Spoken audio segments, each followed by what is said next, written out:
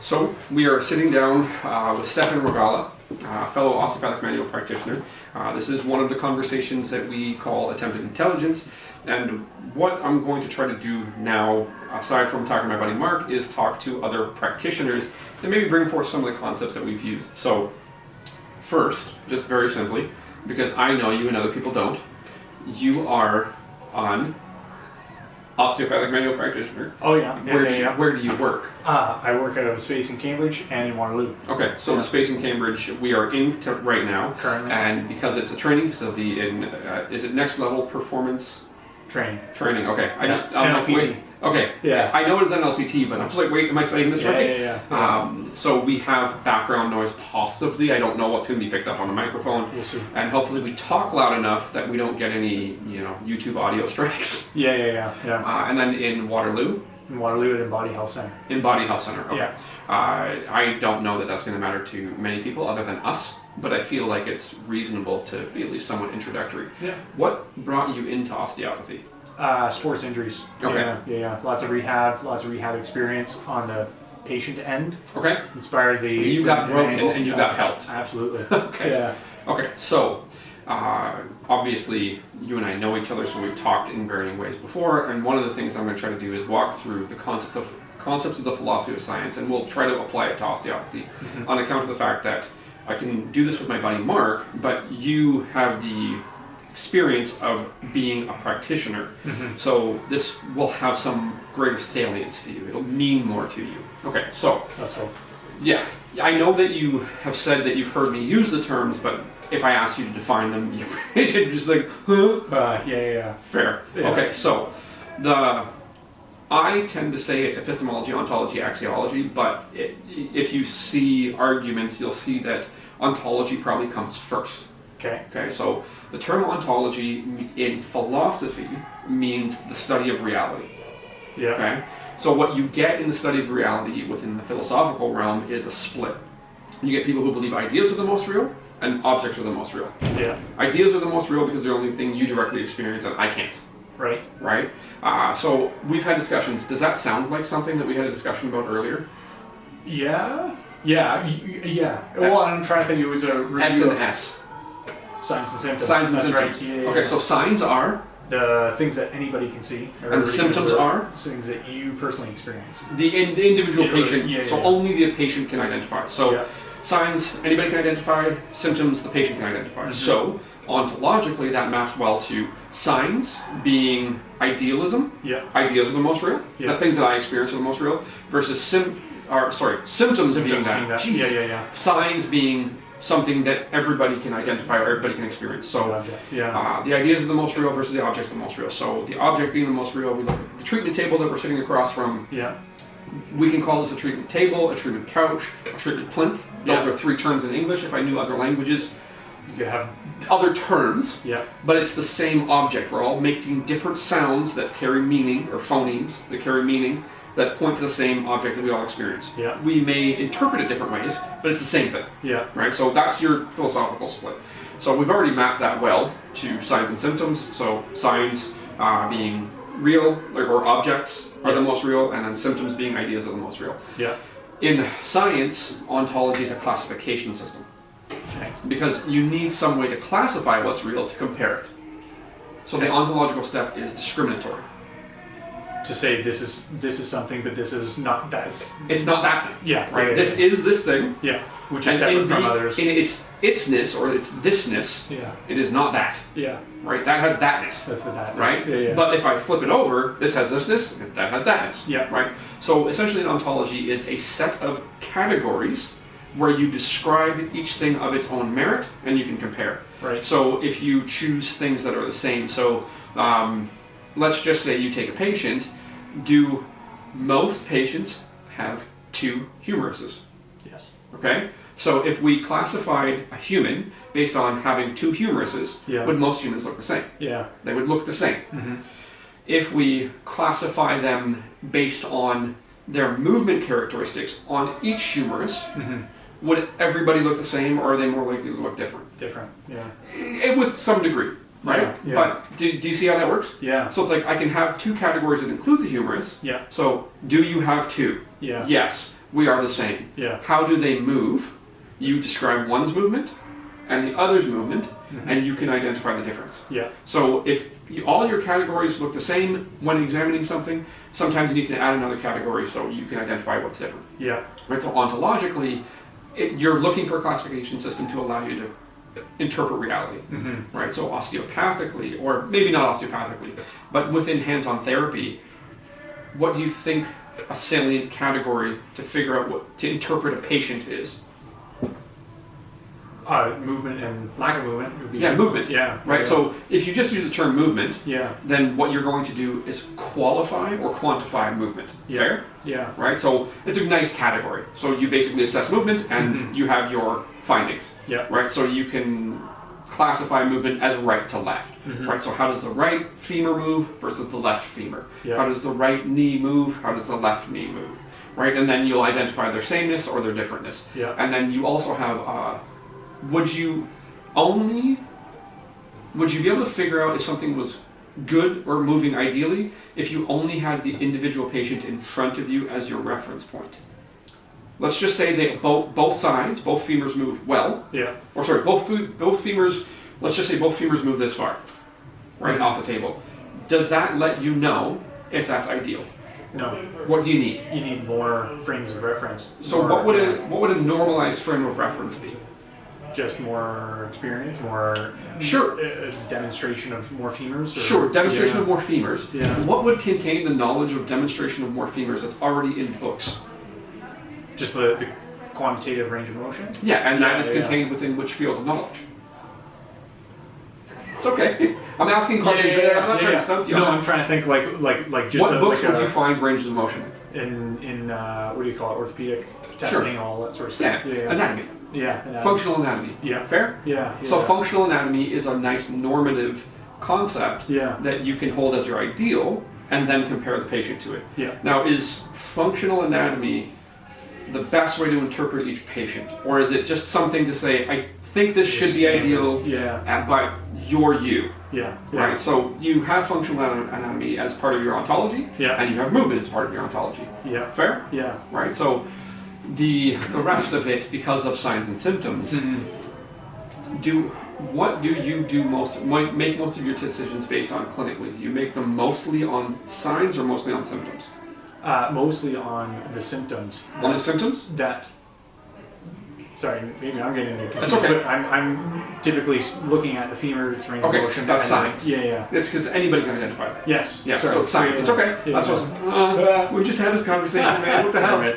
That's okay. So mostly clinically, you're working on science. Yeah. Fair. Yeah. Okay. So does that help you understand ontology a little bit? Yes. Okay. Yeah. So it's your view of reality, and scientifically, or within the philosophy of science, it's how you classify reality to interpret it. Yes. And as far as mapping that onto the practice of hands-on therapy of almost any kind, it's movement and functional anatomy. Yeah. Right. So you need some kind of ideal, because if you only have the individual patient who's really wacky, Yeah. you'll think that's normal. Yes. Right? So if you look at old osteopathic quotes, Dr. Still said you must know the normal before the abnormal. Yeah. Right? So know the normal anatomy and then the abnormal will become apparent. Yeah. Right? So whether or not you like that quote, it seems useful. Yeah. Right?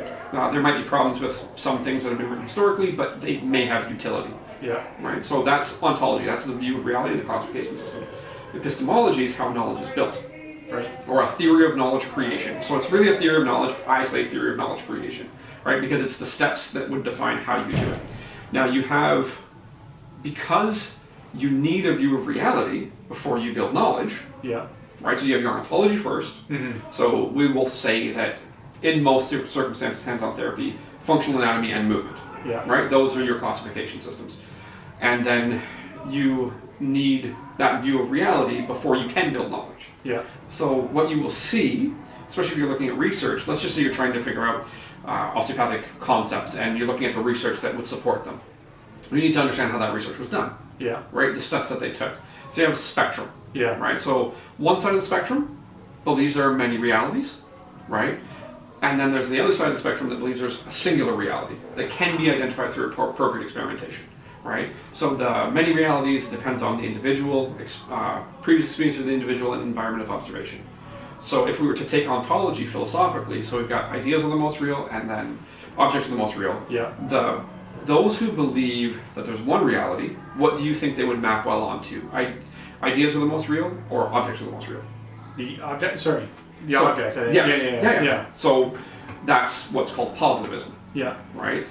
Then you have constructivism, because automatically the answer is the other end. Yeah, right. Yeah. So those who believe ideas are the most real tend to be constructivists, Gotcha. right? So constructivists are looking at the individual Yeah. experience and reality and feelings and stuff like that. Yeah. And then positivists are looking at the thing that we can all agree on, Yes. more or less. Yeah. Is how you would create that bifurcation. There's stuff that ends up being in the middle. Yeah. There's post-positivists, and post-positivists believe there's a singular reality, but the researcher screws it up. Gotcha. Right. Where they're not able to Yeah. capture. They're going to make mistakes Right. that make it harder to find that universal reality, or that singular reality. Singular reality. Yeah. Okay. So in practice, what ends up happening that's interesting is you get positivists, right, when they experiment on something and they look to find, they constrain their question well, and they're examining something, especially humans, they find a variety. Yeah. So they find that humans are different. Yeah, absolutely. There's no general. Well, you Absolutely. can, if you do the right things, you can find where you'll, like the bell curve of distribution, where you'll find most people, and then the weirdos are way over there, so you forget the weirdos. Right. Right? At least when you talk about it, but realistically, the reason you found that Because bell of curve the is because the weirdos. weirdos exist. Yeah.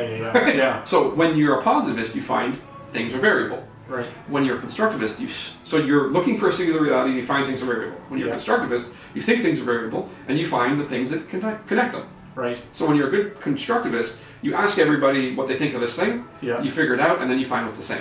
Right. So it's like they find each other. Interesting. Really weird. Yeah. The yin yang. Maybe. Like I don't know that they connect well enough in concept to map, but I know where you're going. Yeah. So you've got the constructivists and the positivists. Now, as far as the view of reality or classification of reality, of functional anatomy and the movements of an individual patient, would you say that maps better to a positivist or a constructivist? Oh god. Now this is Okay. where I lost Don't worry. all the terms. It's okay. So So the the- positivist believes objects are the most real. There's Yeah. a singular reality. Yeah. And the constructivist believes there are many realities. Yeah. So anatomy Yeah. or functional anatomy and movement, does that map better to positivism, one reality, or constructivism, many I realities? would think constructivism. Okay, Yeah. so there's a degree to which you can say that, Yeah. but probably not. Right. Right, so I can agree with the angle because it's the first time you've really heard the concept. Yeah. It's like, well, the humans are different. I'm like, yeah, but the positivists find that Right. because you have an ideal. Yeah. Your functional anatomy is the ideal, and you're trying to relate the movement of the patient to the ideal. Gotcha. Right? And you're Okay. saying, like, let's just say the right leg moves real good and the left leg moves real bad. Well, you're Yeah. trying to get the right leg or the left leg to move like the right leg. Yeah. Right? So you're looking for that singular reality. You're trying to come closer to it. Gotcha. So changes in motion are better investigated with positivism. Mm-hmm. However, patient experience Mhm. would be better investigated by constructivism. Yeah. Right? So when you see osteopathic research that says patients have a positive view of osteopathy Yeah. or osteopathic treatment, is that positivist or constructivist? Constructivist. Yeah. Okay, so should that inform how you treat a patient? Probably not. But it might inform your opinion of how they view you. Yes. Yeah. You get some feedback. Yeah, you get some Yeah. feedback. They don't think I'm a jerk. They think, I do awesome things. But then you can get some research where elderly COPD patients, right, you measure air trapping. Mm-hmm. Right, prior to treatment. Then you provide them treatment, and 30 minutes after treatment, you measure their air trapping. Mhm. Okay, so when this was done, this is a favorite paper of mine because it shows how these things don't connect. So the patients said, I feel better. Right. All of their air trapping measures got worse. Oh, that's So interesting. the objective, the positivist thing, Yeah. positivist measure got worse, Right. but the subjective constructivist measure was good. Yeah. So So how you ask the question or what you're looking at matters. yeah, the way that you yeah. ask a question always matters because it constrains the possible answers that could be given. Right. Right? So even in me asking you questions about these concepts, it's Yeah. like, Yeah. you're like, huh? I know. And I'm like, okay. I'm like, okay, well, first, you're novel to the information. Yeah, Second, yeah. the way that I ask the question can cause a problem, which is why what you see me do is like, okay, hold on. Let's Yeah. do this a Revisit. different way. Yeah. Just Totally. take a different angle, right? Yeah. Constrain it differently. But to what degree Or, okay, that's like a super science question, and it may not hit you the right way, but what do you place more value in as far as your outcomes? What the patient says to you, or what you see? Definite. For me, I feel like it would be a combination of both. Okay, I like that. Because you need, a bit of both. Well, if they don't like it, why would they come back? Exactly. Yeah. And if they didn't move better, why would you want them to come back? Like, this didn't work. Yes. Right. Yeah. So I appreciate the fact that you place value in both, but based on me telling you that somebody whose air trapping got worse, says it was awesome. Yeah. Which one do you think would be worthy of trusting more? Yeah, the positivism and Yeah. So approach. It doesn't mean that it's right. It just means that it's the thing that you can trust, or anybody would be more likely to be able to agree upon. Yeah. Right. So agreement if we agree on something, does it mean we're right? No. It just means we agree. Yeah. So that's the constraint, right? Like, if ontologically, the question is, do we agree? And the answer is yes. But then it's like, okay, if we add another ontological category, are we right? Yeah. Fuck no. Right? So that's where you see the constraints, and how you build your classification system matters, because you can only view through the lens that you're using. Yeah. Now, it's outside of that you're not asking about. So if you're asking the patient how they feel, you're not asking as much how they move. Yeah. Right? And your intervention is all how they move. Is that fair? Yeah. Okay. And axiology is the value or value systems, usually in science, of the researchers. That's what you value. Right? Okay.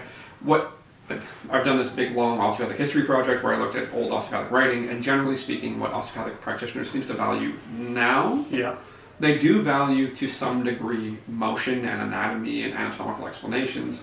The general concept being that there's in all situations a priori. A priori means that which can be known without sensing. So you don't have to find it; you know it's there, right? Okay. Yeah, I don't like that concept, but most of us have that. Right. Right, and something. Right. So is that like sort of explain in like a therapeutic intervention, or therapeutic intuition, that kind of a thing, or is that different? If you believe that therapeutic intuition is a thing, then a priori you believe it's a thing, therefore it's a thing. Right. And it's like, it's always a thing. You don't even have to sense if it worked. It worked. Right. Right. That's the problem. Gotcha. You don't have to sense if it was there, so you can never detect if it's not there, because it's always there, right. Whether you can sense it or not. So a priori, there is mechanical correlates to health and disease states. So osteopathy posits that health and disease states have mechanical correlates. So when the mechanics are wrong, then the health has to be wrong. Have you found somebody with a shoulder that doesn't move all that well, and their shoulder feels fine? Yeah. Right. So the constructivist epistemology, the individual experience, doesn't match the positivist experience, the positivist observation. They don't match sometimes. Have you seen the research that shows that there are people, they scan healthy people with no symptoms, and they'll have slap tears, they'll have multiple bulging discs with no symptoms? Or, no signs. No symptoms. It is symptoms. God damn it. No symptoms. Yes. And then those with symptoms that don't have the bulge. Or it's tiny. Right? So it's like, well, how do you combine those two things? You're like, the viewpoints don't match, the scales don't match. Right. The scales, you have to understand that both exist. And that one of them you can intervene with. And one of them you might intervene with, but maybe not. Right. So the value of osteopathy is somewhat on that. So a priori, there is mechanical correlates to health and disease states, which means functional anatomy and movement have some value. However, what you're seeing is a move towards more qualitative research, so more research that's based on qualities and constructivism and the individual experience. There's articles in the International Journal of Osteopathic Medicine showing how to do grounded theory, which is really more on that constructivist end. If you can do it two ways, you can do constructivist grounded theory, you can do grounded theory. What is grounded theory? So essentially what it is you get a bunch of data and qualitative data, and you code, right? So you write it out like a heading, and it falls under that heading, and then you iteratively code, you code again and code again as you go through, look at the data, you find the themes. The themes that are present when you analyze this data that are the same, right? So once you have those themes, right, then those themes predict the behavior in that thing. Okay. Does that make sense? Yes and no. Okay. I don't get the coding bit. Okay, so the coding is you're just, it's interviews. You do a bunch of interviews and you're writing stuff down, and then it falls under this heading. Gotcha. Right, so you create a code. It's like, not all balls are basketballs. Right. Right. So the code, you can't use, if you've got a soccer ball, a tennis ball, and a basketball, you can't use the code ball. Right. Right. It confuses what you're looking at. Or you could use the code ball, but then you have to use the subcodes. Sure. Right. Yeah. So it predicts if you've got the term basketball, soccer ball, and tennis ball, you can predict that there's different balls. But if you only have the term ball, you can only predict ball. Right. Right. Yeah. So you need the different words as categories. Yeah. So your themes are essentially your ontological categories. Okay. Right. So the grounded theory generates these themes. These themes predict behavior within this phenomenon. Gotcha. Right. So if I ask you how you feel about blinds, and I ask somebody else how they feel about blinds, then we can develop a grounded theory. It's from the ground up. It's from the data up. Right, not from the top down necessarily, and I don't know if that's the best way to describe it, but it's a way to describe it. Yeah. The constructivist grounded theory just does it a little bit different. They're looking more at qualitative stuff and more at feelings. And it's not a perfect bifurcation, it's not a perfect separation, but there's minor differences. Yeah. The main paper is a gentleman, named Charmaz, Charmaz. I know because I've cited it. But the idea being that the value in osteopathy seems to be shifting over to the patient experience less than the functional anatomy. That's what we're seeing, or if you look at enough data, you can see that, right? So does that help you understand those concepts? Yeah. Okay. It doesn't mean you're going to be absolutely be able to use them all the time. You probably require more touch points and more iteration, kind of going through it more. Sure. Yeah. But does mapping it onto something that you do regularly help?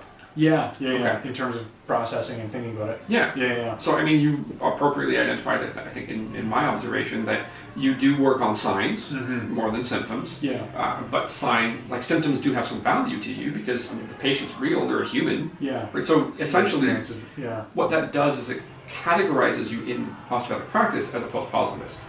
Right. You believe that there's a singular reality, but you do accept that humans are variable and that they'll view things differently. So you're essentially in this position that blends the two a little bit. Yeah. Right? And also my guess is that you would assume on some level that you could be wrong in treatment a lot. Yeah. But if you use the sign, if you use the movement, you figure out if you were wrong really fast. Yes. Yeah, you have something to anchor to. Yeah. Well, it's like, okay, it goes this far. Yes. Right? And then you do something and now it goes this far. Yeah. Were you perfectly right, or were you a little bit right? Definitely a little bit. Definitely a little bit, right?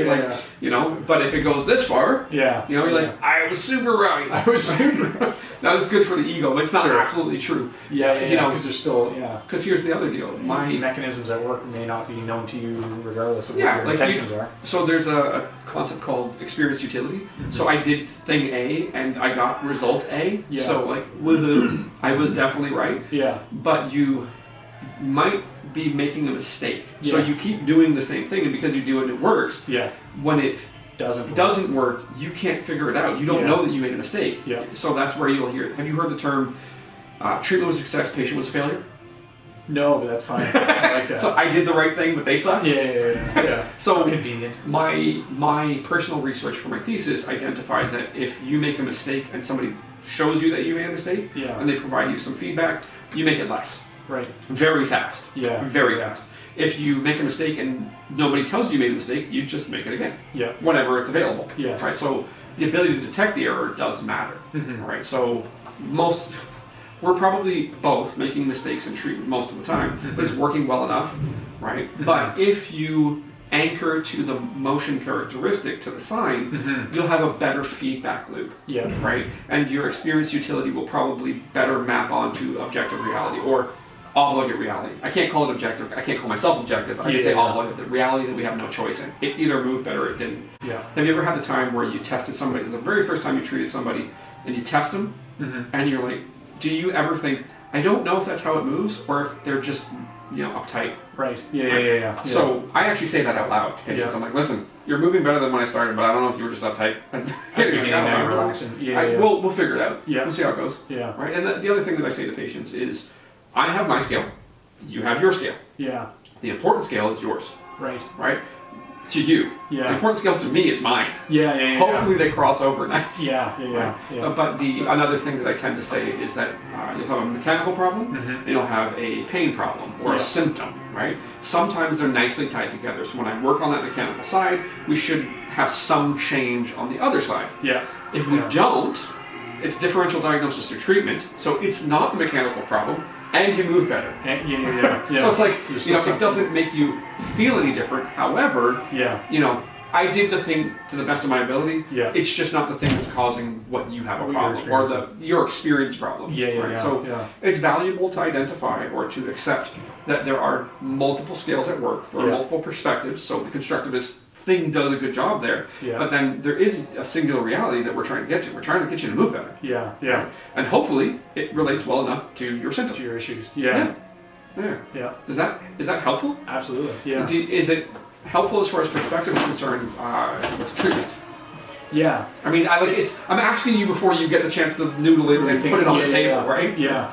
Like it doesn't necessarily give you anything different to do on a table, just maybe how to organize your thought. Yeah, and how to reflect on what you've done and all that sort of stuff from patient to patient and So I think the best reflection is, did it move better? Yeah. Or the reflection that's going to give you the least gruff. Yeah. Or I don't know if gruff's a good term. I don't know. I feel like I need to swear more.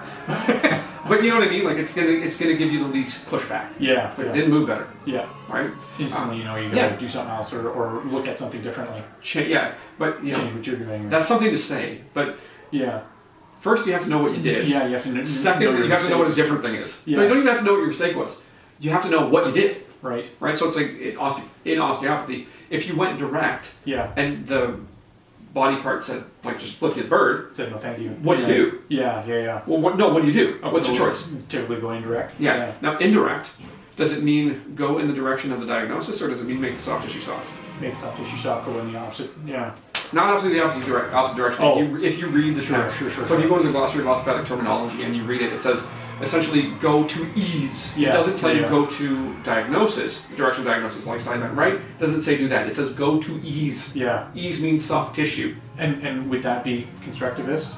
No, that's positivist. Positive. Because so you're still quantifying then. Yeah, it's got to soften. Yeah. So I need the quality of the tissue to change to soft. Yes. That's what I need it to do. I need the tension to leave it. Right. It doesn't matter what position it's in. Right. So that's. Thank you. Yeah. But no, it's something that I always wonder about. Like when you're asked when there's sort of research-based questions, I always wonder about that. Like how do you? Because it is sort of the quality of movement is oftentimes the thing that makes the difference. Yeah. And is that then a qualitative or quantitative sort of measure? It is a qualitative measure. But here's the funny thing. Yeah. An inch is a quality. Yeah. It's a number. Yeah. Right. A pencil can be an inch long. Yeah. A string can be an inch long. Right. Right. A leg can be an inch long. A leg of something, like a leg of a drawer. Yeah. Whatever. Or like a stand. It can be an inch. But so it's a quality, but it doesn't differentiate. Yeah. Right? So it is a quality in the form of a number, but that doesn't mean you don't use it qualitatively. So qualities and quantities are very similar. They kind of cross over very well if you do it right. But yeah, the softening tissue would be a qualitative description, but you could attempt to give it a quantitative scale, but it would be subjective. It would be up to the individual to tell you how much it softened. Right. But it is a positivist measure. It softened or it didn't, because you can have a binary. Did it soften? Yes. Did it soften? No. No. Yeah. Right. So that's a way to handle it. So I think we're bumping up against the International Convention on how long an SLR can record. So we'll wrap it up. Yeah. I'm quite happy and interested to do this more. Yeah. Because I think it's helpful for me because I get to iterate on the concepts. Yeah. And I think it might be helpful for you because you get to touch it, explore and think about it. Yeah. And then other people get the benefit of it. Yeah. So thank you kindly, sir. Good time. 2 high fives. 2 high fives in one bill.